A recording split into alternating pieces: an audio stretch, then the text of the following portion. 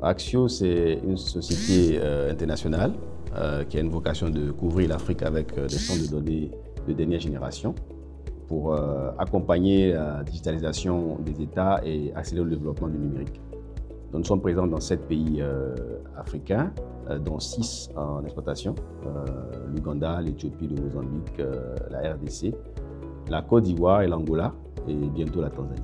Donc, nous avons supporté par des actionnaires de référence internationaux et européens, et aussi au niveau des États-Unis, où nous avons des actionnaires également, avec des fonds internationaux qui nous appuient, Meridiam, Proparco, AIF, qui sont des fonds de développement, et la Banque mondiale aussi. Donc, pour couvrir plusieurs pays africains en développement, avec des centres de pointe, comme ça a été dit, qui respectent le développement durable et qui aussi ont des envergures pour accueillir les régions dans lesquelles nous nous trouvons, notamment les pays que nous couvrons et la région pour la Côte d'Ivoire, par exemple l'Afrique de l'Ouest. Les capacités 3 MW, 400 racks et évolutifs à 800 racks.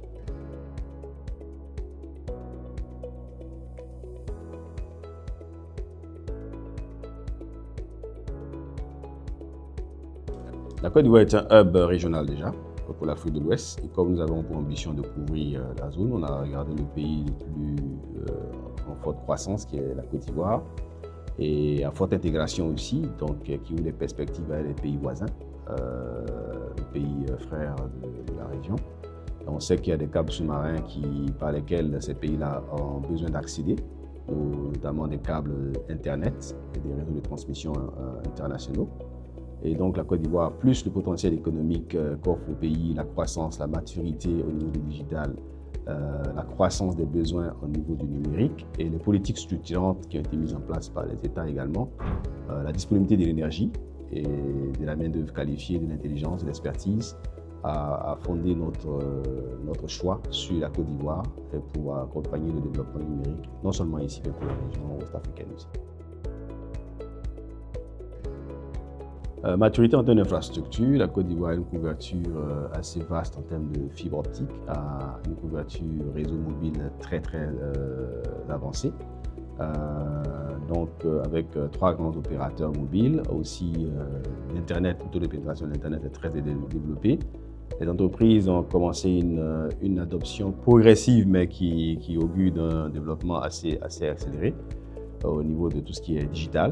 Donc, on sait toute cette maturité-là au niveau économique, au niveau du numérique, au niveau de la pénétration de l'Internet et du mobile, des services financiers mobiles et l'adoption de tout ce qui est infrastructure, de services informatiques au niveau de l'entreprise, nous font dire que ce marché a de belles perspectives.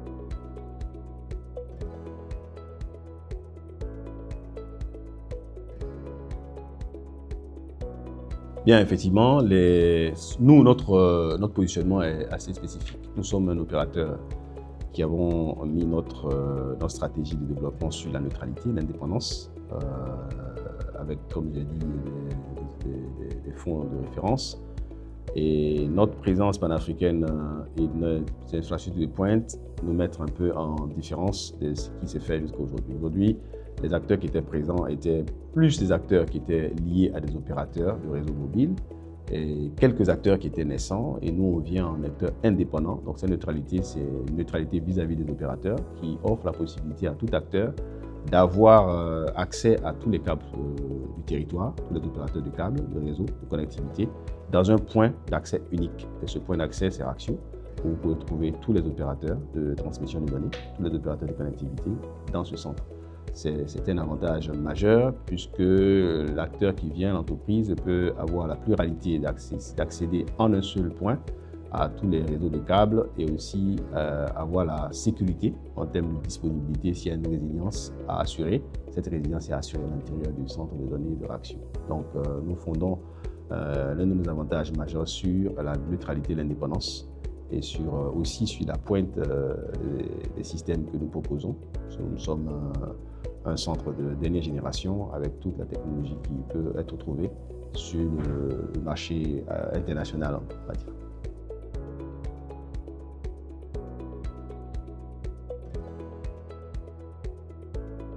Quand on parle de confort, c'est l'accessibilité. Donc, quand vous rentrez dans le centre de Axio, vous avez ce contrôle. Nous avons 7 niveaux de sécurité pour accéder aux informations d'un client, au système 1 RAC, où l'accessibilité est surveillée. Lorsque vous êtes dans le centre, on a plus d'une centaine de caméras. Donc le coffre-fort, c'est une image assez forte et parlante qui démontre un peu ce que nous voulons faire. On est non seulement une forteresse dont l'accès est contrôlé, surveillé avec tout ce qui est équipement de pointe, quand j'ai parlé de centaines de caméras digitalisées, des systèmes de capteurs à l'intérieur, d'hygrométrie, température, volumétrie, humidité, disponibilité de l'énergie. Tout ça est mis en place dans un NOC 24/24, 7/7, avec une équipe permanente. En rotation 365 jours, vous aurez quelqu'un ici et c'est accessible pour le client à tout moment. Donc, ce confort, non seulement, je dirais, accessible, mais avec des règles de sécurité les plus élevées. Voilà, 7 niveaux de sécurité, voire même 8, si on met en place un système privatif pour le client qui le souhaite. Cela donne déjà cette caractéristique à notre positionnement. Donc, le coffre que nous mettons en place, il est fortifié dans le sens où, pour y accéder aux données de l'informatique, du système d'information du client, il y a à passer plusieurs étapes de sécurité avec une vigilance et une surveillance accrue 24 heures sur 24, 7/7, 365 jours, 365.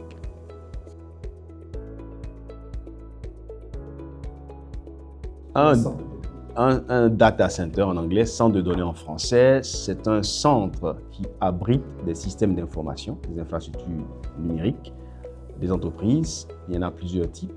Selon la classification des technologies, nous avons des data centers d'entreprise, des data centers d'opérateurs et des data centers indépendants qui font qu'un métier de colocation et aussi des data centers de cloud qui sont spécialisés dans des services informatiques qui font des morcellements de serveurs, qu'on appelle des machines virtuelles, pour les commercialiser aux clients finaux. Donc, en termes infrastructurels, on les catégorise en 4 niveaux, Tier 1, Tier 2, Tier 3, Tier 4.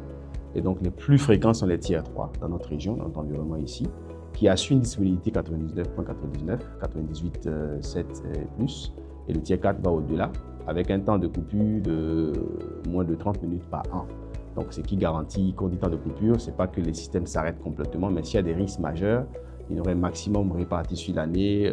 Si on prend ne serait-ce que quelques minutes par jour, 20 minutes ou 2 minutes tous les mois, cela veut dire que c'est des temps entre l'arrêt du système et la reprise des systèmes de redondance comme les groupes électrogènes, les onduleurs et les systèmes de continuité d'énergie. Donc, après le système d'infrastructure physique, nous avons les data centers de services, on peut l'appeler ainsi. Et c'est des data centers privatifs des entreprises, une entreprise, une banque, une assurance, peut avoir un data center, une entreprise industrielle, où il met ses serveurs, ses racks, ses systèmes d'information, et selon les normes, Tier 1 jusqu'à Tier 4, ou les data centers d'opérateurs pour leurs activités de gestion des clients, gestion des réseaux de distribution des services télécoms. Et à l'intérieur des data centers, on a aussi des services clients. Ils ont des clients, des services finaux et opérateurs. Et on appelle les data centers de colocation, où on n'héberge que des racks, l'infrastructure de racks, on fait l'énergie, la sécurité, la surveillance, la disponibilité de l'énergie. Et vous avez des data centers de cloud qui fournissent des machines virtuelles. Vous avez des serveurs.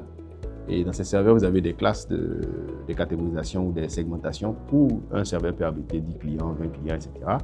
Et puis, vous avez des data centers qu'on appelle de services spécialisés, de cloud, comme l'IA, cloud IA, ou d'infrastructures de processing, de technologies avancées de l'IA.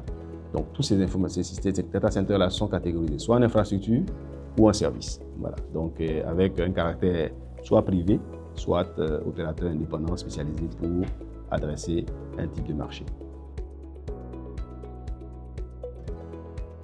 Axio est un data center neutre indépendant de colocation. Voilà, nous fournissons des espaces d'hébergement dans des racks, selon des moyennes des racks et N fois rack, et des cages privatives, c'est des espaces privés des clients qui peuvent avoir 10 racks privés dans une cage. Le rack même est privé, indépendant, sécurisé avec une biométrie, une clé d'accès. Et ce rack aussi peut être, je dirais, dans une cage. Voilà, dans une cage, c'est-à-dire que c'est un espace dédié dans l'espace dédié. Voilà, donc on peut être transporteur, carrière de carrière, comme on dit, ou opérateur d'opérateur. Quelqu'un peut installer sa propre infrastructure à l'intérieur de l'Axio et dire que j'ai un data center. Voilà, nous sommes l'abri, le grand coffre-fort dans lequel l'acteur s'installe Et donc, ce que nous offrons, c'est un data center de colocation. Donc, nous facilitons l'hébergement de l'ensemble des acteurs de l'écosystème, des entreprises, des fournisseurs de contenu, des fournisseurs de services numériques, des fournisseurs de fintech, des startups, des entreprises spécialisées et même l'administration publique à l'intérieur du data center du fait de notre positionnement neutre.